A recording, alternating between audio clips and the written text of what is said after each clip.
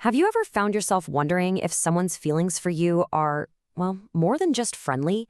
In this explainer, we're going to become detectives in the art of attraction, decoding all those little signals people send when they've got a secret crush. It's the question, isn't it? The one that can keep you up all night, just replaying conversations and second-guessing every single interaction. It's that crazy mix of excitement and anxiety, trying to figure out exactly where you stand. So, instead of just guessing and driving ourselves nuts, we're going to approach this like a real case. We'll gather the clues, we'll look for patterns, and we'll build a theory based on some actual psychological evidence. Okay, first things first, let's set the stage. Attraction can feel like a total mystery, right? But believe it or not, psychology has found some common threads that we can use to start unraveling it. Now, before we put on our detective hats, a really quick disclaimer. Think of this explainer as a guide to help you observe, not some kind of crystal ball. Science can definitely be misinterpreted, and the only way to know for sure is through clear, direct communication. So, with that in mind, let's get our toolkit together. To solve this mystery, you need the right mindset and, of course, the right tools for observation. This quote right here, it gets to the absolute core of our method. See, our feelings can make us see what we want to see. But our eyes, when we're really paying attention, they can show us what's actually there. The goal here is to be an objective observer. All right, our investigation begins right now. We're heading into the evidence locker to check out the most common clues that someone might be hiding their true feelings. You know, the body often says what words can't. If someone consistently faces you with their arms uncrossed and their posture open and relaxed, that is a powerful nonverbal signal. It shows they trust you enough to be vulnerable and are, quite literally, opening up their personal space to you. Next up, let's talk about the eyes. You know, the windows to the soul. When it comes to attraction, one study gives us a very, very specific number to look for, 75%. Just look at that contrast. According to a study by psychologist Sick Rubin, couples who were in love held eye contact 75% of the time while talking. In a typical, everyday conversation, that number drops way down. The prolonged gaze, it signals a really deep focus and a powerful emotional connection. Think about it. Where we put our attention reveals what we truly value.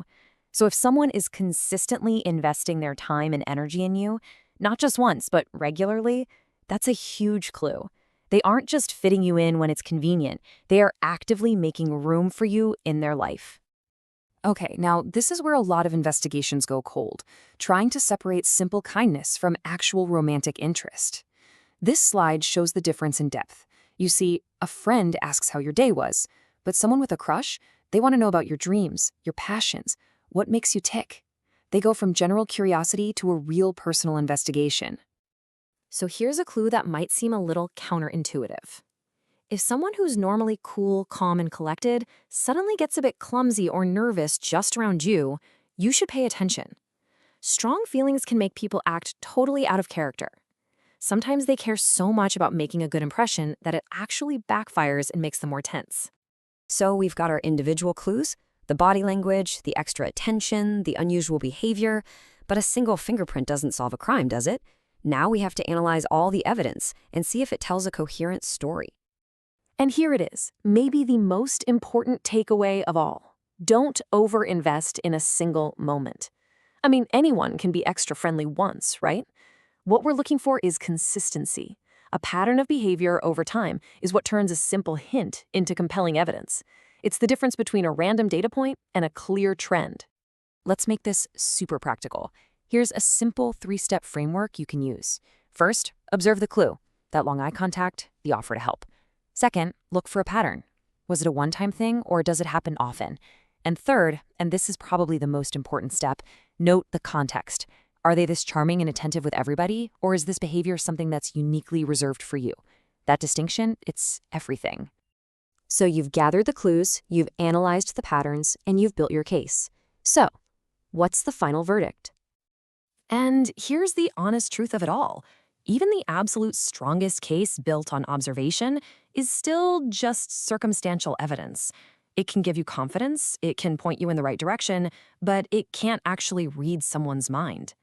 So, ultimately, this whole investigation leads you right back to a choice.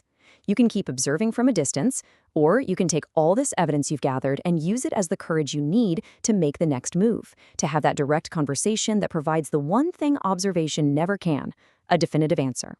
The case is in your hands now.